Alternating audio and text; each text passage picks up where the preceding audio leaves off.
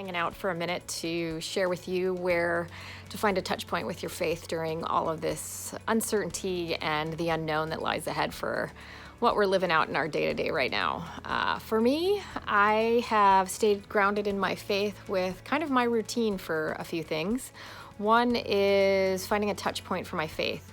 In my world, that looks like a cup of coffee in the morning and some journal time with a little candle.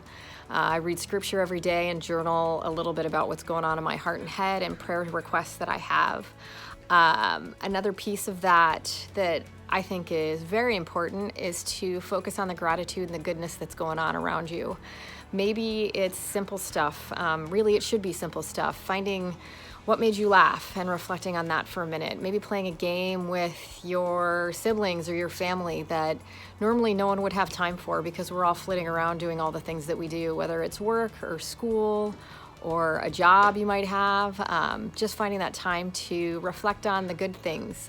For example, in my journal this morning, the things that I listed for gratitude included things like the cup of coffee I had in my hand and the fact that we've spent the last several nights as a family watching Lord of the Rings and laughing over all of the names and the storylines, and knowing that so much of that story seems to be superimposed with elements of the Catholic faith was super fun to try and point out and laugh with. But those are things that wouldn't have happened in a normal school week if we were still in school and our 3 teens were all doing their stuff and we were doing all the parenting things.